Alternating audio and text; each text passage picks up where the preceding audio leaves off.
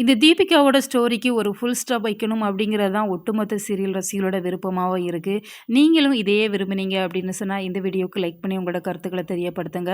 தீபிகாவை பொறுத்த வரைக்கும் ஏன் எப்போதுமே தீபனை கஷ்டப்படுத்திட்டு இருக்கிறாங்க அப்படிங்கிறதே தெரியலை. அவங்களுக்கு அவங்க பொண்ணு ஐஸ்வர்யா நல்லா இருக்கணும், சந்தோஷமாக இருக்கணும் அப்படிங்கிற மாதிரி நினைக்கிறாங்க. ஆனாலுமே தீபன் அங்கே இருக்கிறாங்க அப்படிங்கிற சமயத்தில் அவங்க டேடி டேடின்னு சொல்லி தீபன் கூடவே சேர்ந்து வெளியில் போகிறாங்க. அவங்க கூடயே சாப்பிடணும்னு ஆசைப்படுறாங்க. அதனால் நம்மளை எங்கே மறந்துடுவாங்களோ அப்படிங்கிற ஒரு எண்ணம் அவங்களுக்கு ஒரு பக்கம் இருக்க தான் செய்யுது. அதனால தீபனை அவமானப்படுத்திட்டு இருக்கிறாங்க. சாப்பிட்றப்ப கூட சாப்பிடு அப்படிங்கிற மாதிரி ஒரு வார்த்தை கூட சொல்றதா இல்லை. தீபனுமே எவ்வளோ நாள் பொறுமையாக இருப்பாங்க. அதனால அவங்க ஃபுட்டையுமே வெளியில் ஆர்டர் பண்ணி சாப்பிட்றாங்க. இதை பார்த்து அவங்க மாமா ரொம்பவே அப்செட்டாக தான் செய்கிறாங்க.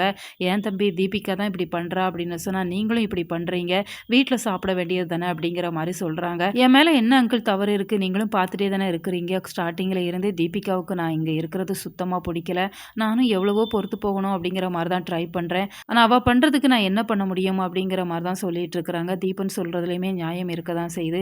ஏன்னா தீபிகா ஒவ்வொரு சமயங்கள்லையுமே அவங்கள காயப்படுத்திட்டே தான் இருக்கிறாங்க.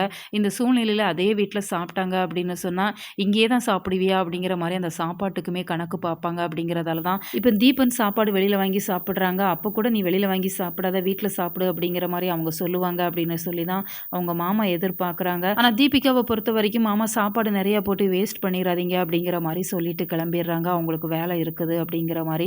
இந்த சூழ்நிலையில் இப்போ தீபிகா அடுத்து எப்போ இன்ஸ்பெக்டரா சார்ஜ் எடுக்க போகிறாங்க அப்படிங்கிற நிறைய கேள்விகள் எழத்தான் செய்யுது. ஏன்னா ஒரு வாரம் அவங்கள சஸ்பெண்ட் பண்ணி வச்சுருந்தாங்க. இந்த சூழ்நிலையில் அவங்க சஸ்பென்ஷன் முடியுது அப்படின்னு சொன்னால் அவங்க திரும்ப இன்ஸ்பெக்டரா சார்ஜ் எடுக்க தான் செய்வாங்க.